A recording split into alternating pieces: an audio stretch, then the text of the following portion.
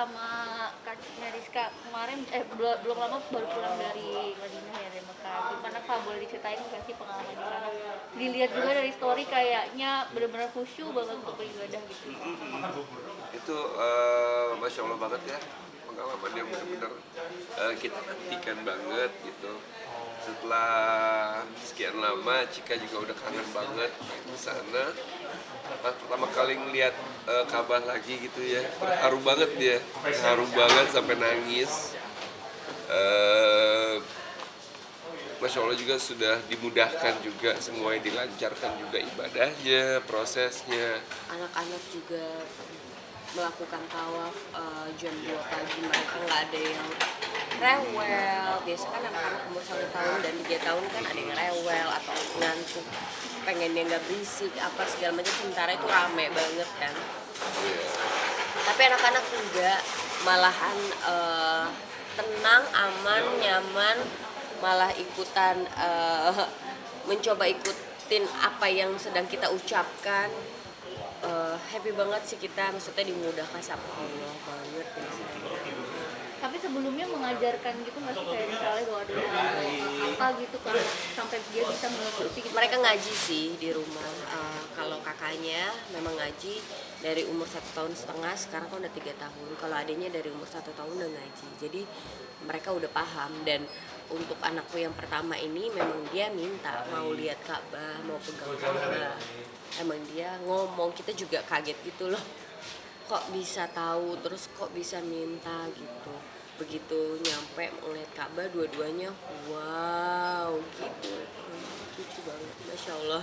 Berarti pas ke Mekah kemarin karena permintaan anak-anak juga atau gimana? Memang sebenarnya kan niatnya suami mau umroh bareng sama keluarga waktu pas baru nikah, tapi karena aku hamil jadi suami berangkat sendiri. Terus udah gitu pandemi kan, jadi emang kita belum sempat umroh bareng sama keluarga. Sampai pada akhirnya suami juga ngomong, oke, ini udah waktunya kita harus berangkat, kata suami gitu. Jadi ya berangkat aku, suami, anak-anak, suster-suster, mamaku pada berangkat semua. Kalau dari Kak Rajab sendiri berarti udah 2 kali ke Mekah. Ini yang kedua kali. Perasaannya dan pengalamannya gitu 2 kali ke Mekah.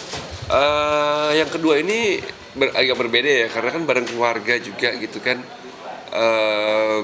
Bareng sama istri juga. Kita lebih banyak bisa spend time juga sama keluarga. Kita bisa ngelihat suasana kotanya seperti apa. Terus juga ibadahnya juga kita bisa puas-puasin di sana. Banyak Lebih tempat-tempat menarik jadi lah lebih ya. tahu juga kan. Waktu sendiri kan masih ngeraba gitu kan, karena baru pertama kali, belum tahu ini tuh tempatnya apa, kalau ini. Nah, bareng sama aku kasih tahu gitu. Terus ke Zamzam Tower gitu ya, waktu sendiri kan nggak ke sana gitu, emang lebih banyak ke masjid, aku kasih tahu gitu. Kalau Roger gimana nih kan kayak melihatnya tuh bener-bener kayak keindahan banget, terus kayak apa sih perasaannya sampai kayak pengen berulang-ulang gitu untuk ke Mekah gitu dari Kak Roger sendiri gitu? Setiap kali ke sana dalam diri aku sendiri, aku niatnya adalah tolong tumbuhkan rasa atau nilai spiritual dalam diri aku gitu. Jadinya pada saat sampai di sana, ya aku benar-benar merasakan atau mendapatkan keajaibannya itu loh. Ada orang yang datang ke sana tapi ya udah kayak jalan-jalan ke luar negeri biasa aja gitu, nggak ada yang didapat. Tapi saat kita udah ada niatnya tuh seperti apa, niatnya tuh ingin jadi lebih baik lagi dengan doa-doa yang kita ingin panjatkan, dengan harapan-harapan yang ingin kita dapatkan, itu magical banget sih. Yang pastinya nggak disangka-sangka ada yang kayak misalnya kejadian, wah orang ada niat apa, begitu sampai di sana, wah ternyata harus Dihambatkan lah, tidak semudah mengeluarkan itu. Tapi pada saat balik ke Jakartanya, wah ternyata doanya sudah dijawab, ternyata sudah mendapatkan lebih dari yang diharapkan gitu. Kayak magical banget sih tempat itu. Nah, setelah Kak Roger dan Kak Juliska pulang gitu ya, apa sih hikmah dari pulang dari sana gitu yang bisa diambil gitu Kak? Apa lebih memperdalam lagi ilmu agama atau seperti apa gitu? Kayaknya yang pasti eh, pilgrimage ini, ziarah yang kita lakukan gitu kan ya, kita mendatangi Ka'bah, makam-makam Nabi, itu benar-benar secara spiritual kita pasti akan bertambah sih, pasti keyakinan kita juga jadi lebih baik lagi. Tapi pengalaman-pengalaman yang didapat itu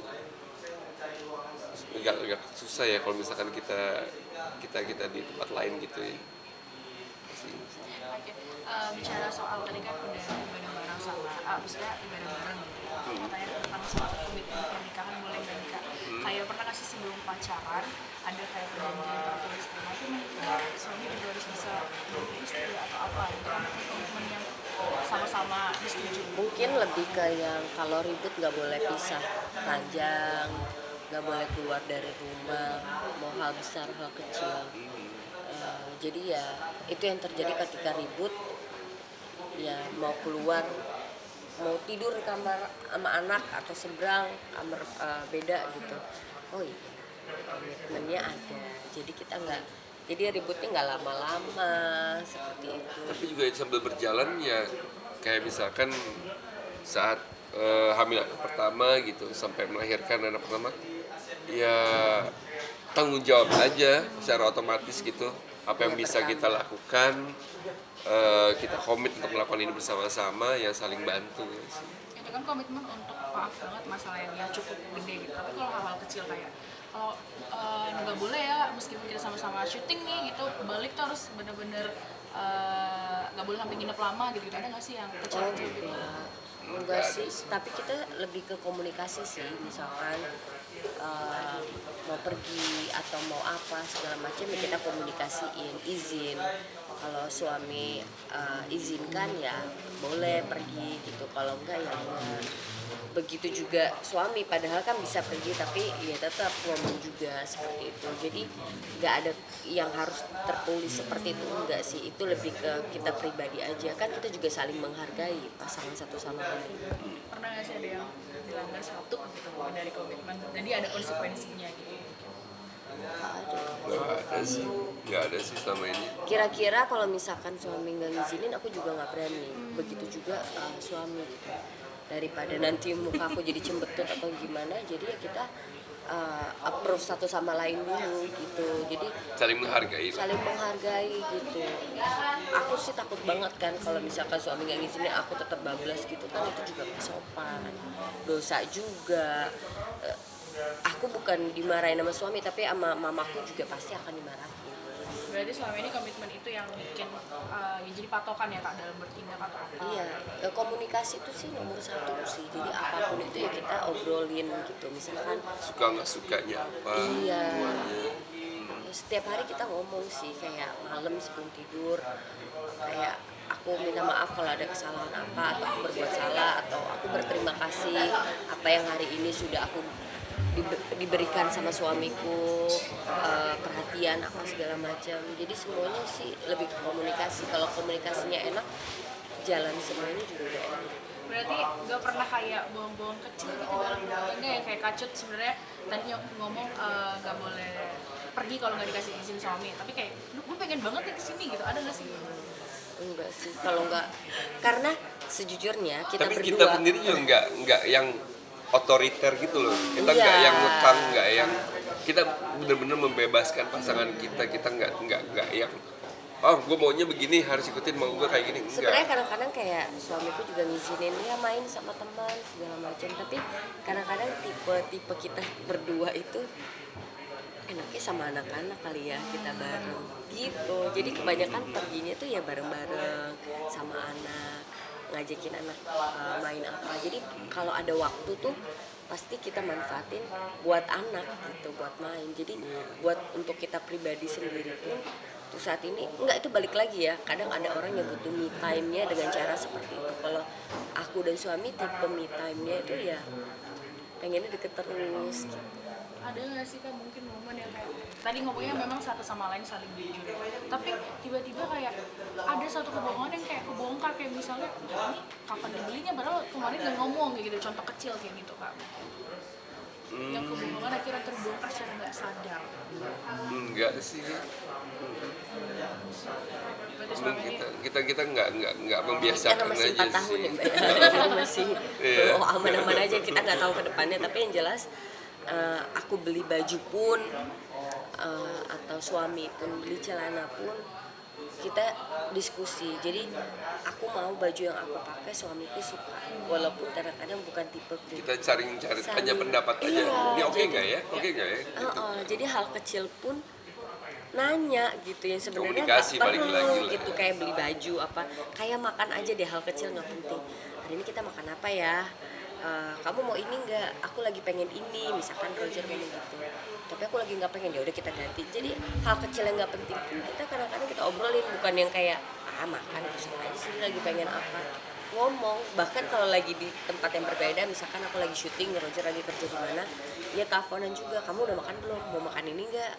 Ya nggak penting juga, tapi diobrolin gitu. Berarti Emang bukan seneng tipe- ngobrol bukan sih. tipe yang tiba-tiba ada barang terus kayak marah gitu, kenapa nggak bilang kalau beli gitu ya? Enggak sih. Selama ini enggak sih. Nggak selalu ngomong ya apa. Terima kasih. makasih Kakak. Terima kasih.